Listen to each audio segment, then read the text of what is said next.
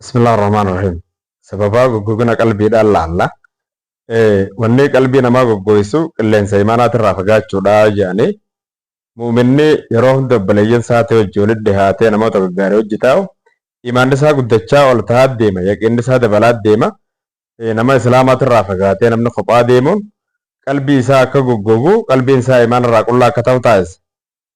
Namoota gaggaaritti saahibuun dhiira fakkaachuun dhiirummaadha. Akkuma jedhan hedduu sadarkaa namaa ol kaasa. Akka qalbiin namaa kuni imaanaan bohaaru nama taasisa. Ergamaan Rabbi alayhi salaatu wassalaam akkana jedhe hadiisa kana keessatti maa min thalaasatin fi qarya walaa badwin laa tuqaamu fiihimu salaatu illa istahwadha alayhim ash-shaytaanu fa'alaykum biljamaa fa'innamaa yaakulu dhiibu min al-ghanami al-qaasiya. Akkana jedhe duuba. Hadiisni kuni hasani hadiisa Abi Daawud, Nasaa'idhaa fi Ahmad odeessanii akkuma san imaamman gurguddaan Ibn Hibbaan odeesse. Haakimillee Mustadraka isaa keessatti waasana Sheekh Al-Albaaniyyu fi Sahih Jaami. Maal jechuudha kan hadiisa? Namni sadii ganda tokko keessatti hin taane, ganti san magaalaas haa ta'u baadiyyaas salaanni keessatti yoo dhaabamu baate salaanni jammaadha. Shayxaanni namoota sadeen san irratti injifatee namoota san akka fedhii ifiitti shayxaanni of malee hin taane irratti injifatu malee. Kanaaf duuba Rasuulli sallallahu alaihi wasallam alaykum bil jamaa qabadhaa deemaa numja yeyyiin ka nyaattu irraa ta kophaa baatee janduuba. Kanaaf obboleeyyan keenya kophaa deemurraa fagaachuun akka imaanni keenya jabaatu qalbiin teenya akka jiitu nu godha. Ammallee wanni qalbii namaa goggoysu al-ibtidaa'u lil qudwati saaliha, namoota gaggaariitti hidhachuu dhabuun qalbii namaa goggoyse. Namni tokko harka nama gaarii irratti, harka barsiisaa gaarii irratti namni baratu ilmii fi amala walitti qabataa janduuba. Cufuma waan silaa nama kana dhihaatuutu haalaa fi amala bareedaa irraa harkachaa deema. Yeroo fagaatu hundaa'u jechuudha. Barsiisaa isaa gaarii kanarraa namni hoggaa fagaatu, sheekha gaarii kanarraa hoggaa fagaatu, qalbiin isaa goggogee imaanni isaatillee laafaa deema jechuudha. Kanaaf duuba barnoota baratan harka nama gaarii irratti guddifamuun bareedaadha jechuudha. Akkuma san ammallee wanni qalbii namaa goggoysu al-ibtidaa'u an halaqaatil ilmi shar'iyyi, ilmi shari'aa kanarraa ilmi shari'aatirraa namni halaqaa bootaa ta'anii ilmi shari'aatti baratan kanarraa fagaachuudha jechuudha. Kanarraa fagaachuun hedduu qalbii namaa kana goggoysaa janduuba. Ergamaan Rabbi alayhi salaatu wassalaam dubbatee jira duuba. Waan kana adda baasee nuu hime hadiisa sayaa kana keessatti majtamaa qoomuun fi beeyti min buyuutillah, namoonni tokko walitti hin qabamu mana Rabbi irraa ta'e tokko keessatti yatluuna kitaaballah, kitaaba Rabbii qara'an kadarsii godhanii jidduu isaaniitti akkanatti walirra fiffidanii jechuudha wal barsiisan. Isaan kanarratti xumaaninaan buute rahamanni Rabbi isaan agoydu malee nafne waaffatumul malaa'ika, jaalala waan isaan itti jiranii kanaaf malaa'ikaan isaan hin marsitu malee nafne. Rabbiin nama isa bira jirutti malaa'ikoota sanit dhaadate gabroota akkanaatiin qaba ji'ee inumaatti gammadee Rabbiin jara kana ittiin dhaadatu malee nafne jedha.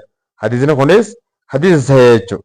Kanaaf obboleeyyan keenya hadiisuma biraatiin majtamaa qoomuun fi masjidi yatluuna, masjida keessatti uummanni tokko walitti qabamee qara'e Rabbiin duuba xumaaninaa isaan rabbuus malee qalbiin isaanii rahmata Rabbiitiin hagoogamtee malaa'ikaan isaanii marsitu malee nafneeya.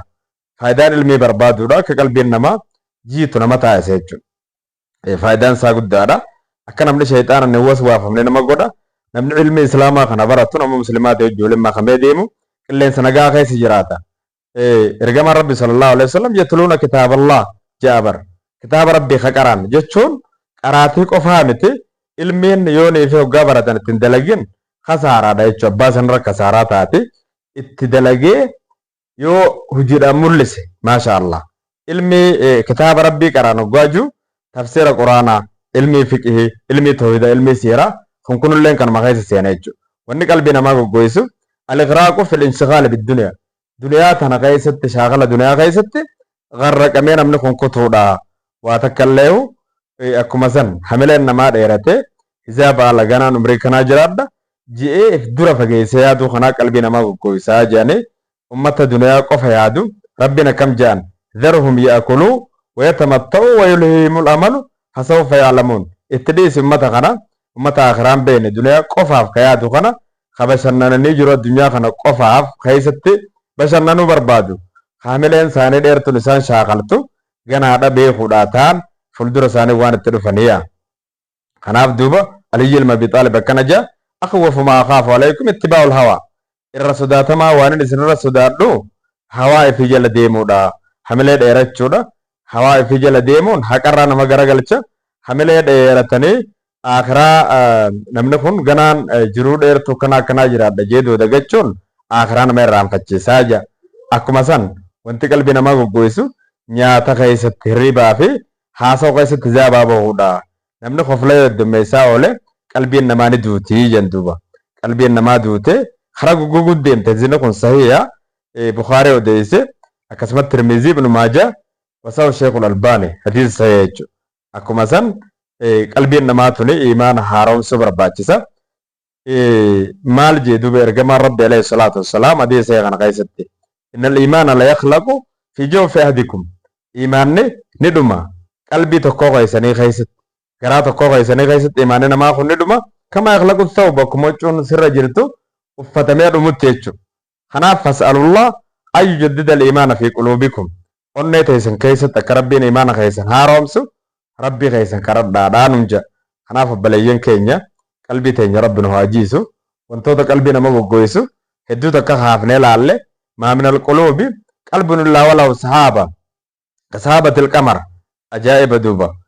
بينما القمر مضيء جيتشو خنما قلبين غرين إفنسي أجائب نورا أجائب الرهانجو قلبين غرين دكنا دوميسا بعد تيتي سيجن دوبا تيرا دكنا يتشو يو دكان تسن رادين تي ني إفتيتشو حديثنا خونيس حديث حسن وسنة الشيخ الألباني يتشو حديثة أبو نعيمي في الحلية الأولى خيست أديسة أكو مسوان قلبنا ما جيسو تدبره قرآن خنا قال الله لني قرأوا جيتشو خناف دوبا قرآن نجا وان قلبنا ما كغارت تولشو قلبنا ما جيسو تكا جنة الله دواب وهم داتا اسم خيس جرا وننزل من القرآن ما هو شفاء ورحمة للمؤمنين أكنجا ربين كينيا نبوفنا قرآن خنرا وان النسانو دواتي رحمة أمة المؤمنات وان تبوفنا رحمة القرآن نخوني فإذا وجدت آية تأثر بها قلبك آية تكو قلبين تفاني ستي قلبي خيهز قسيني أكا غارت دوبا تغمد دوغا غارت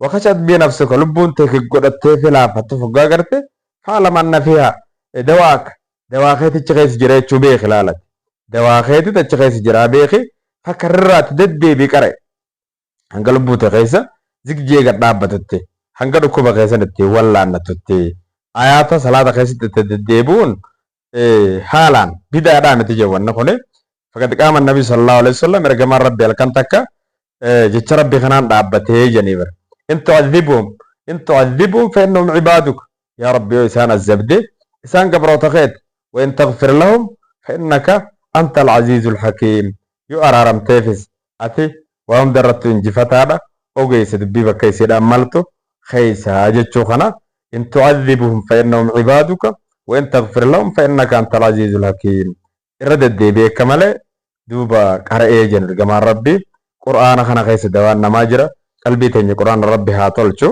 قران خنا عقيده خيس اركتا توحيد خيس اركتا وعدا في ويد خيس اركت ودولي غرغرا قصالي غاري ورد برته حالا في عمل غاري naamusa bareeda ajajootaa fi wantoota irraa dhoorku tasuma keessa harkatta kanaaf duuba aqidaa quraanaa qabattee waan quraanni irraa si dhoorke irraa dhoorgamtee kannitti si ajaju daleeydee qalbii tee tana rabbi sodaattu gootee qissaa dabartee kanaaf gorsarraa fudhattee waan hundaanuu quraanaa wajjiin ta'uun waan duuba qalbiin namaa akka jiitu nama taasisu jennee assalaamu alaykum wa rahmatullahi wa barakaatu.